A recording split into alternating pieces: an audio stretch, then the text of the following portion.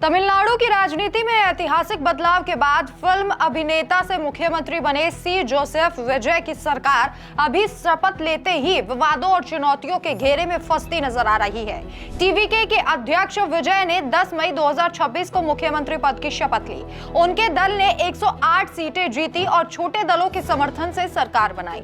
लेकिन शपथ समारोह के तुरंत बाद जारी किए गए पहले 3 आदेशों और भाषण में वित्तीय संकट का हवाला देकर उन्होंने पिछली सरकार यानी कि डीएमके पर हमला बोला, जिससे राजनीतिक तूफान खड़ा हो गया। शपथ ग्रहण के तुरंत बाद विजय ने 3 बड़े आदेश जारी किए। 500 यूनिट से कम बिजली खपत वाले परिवारों को 200 यूनिट मुफ्त बिजली, हर जिले में ड्रग्स पर अंकुश के लिए विशेष बल का गठन और महिलाओं की सुरक्षा के लिए law and women task force.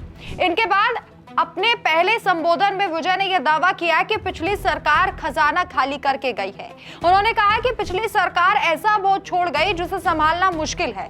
स्थिति को ठीक से समझने के बाद पता चलेगा। इसे श्वेत पत्र के रूप में जारी किया जाना चाहिए। लोगों से थोड़ा समय मांगता हूं। यह बयान अब विवादों से घिर गया है। राहुल गांधी की कांग्रेस की सहयोगी रही डीएमके, जिसकी पूर्व मुख्यमंत्री एमके स्टालिन के नेतृत्व वाली सरकार को विजय ने हराया, अब उन पर सवाल उठा रही है। स्टालिन ने अपनी तेज प्रतिक्रिया देते हुए कहा, सत्ता में आते ही ये कहना शुरू मत कर दीजिए कि सरकार के पास पैसा नहीं है। सब कुछ मौजूद है, जरूरत सिर्फ लोगों को देने की इच्छा और शासन चलाने की क्षमता है। स्टालिन ने अपने एक्स पोस्ट में याद दिलाया कि फरवरी के बजट में वित्तीय स्थिति साफ बताई गई थी। उन्होंने आरोप लगाया कि विजय ने इतने सारे वादे किए, वो भी बिना वित्तीय स्थिति जाने।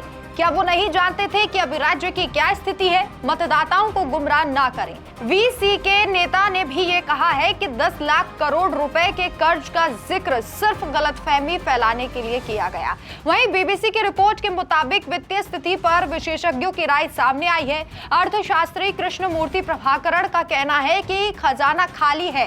ये दावा निराधार है। तमिलनाडु का कर्ज जीएसडीपी के 28.5% तक सीमित है और बजट दस्तावेजों में हर खर्च की मंजूरी होती है। मद्रास विश्वविद्यालय के रिटायर्ड प्रोफेसर ज्योति शिवज्ञानम ने भी कहा है कि विजय का बयान वित्तीय प्रतिक्रियाओं को नजरअंदाज करता है।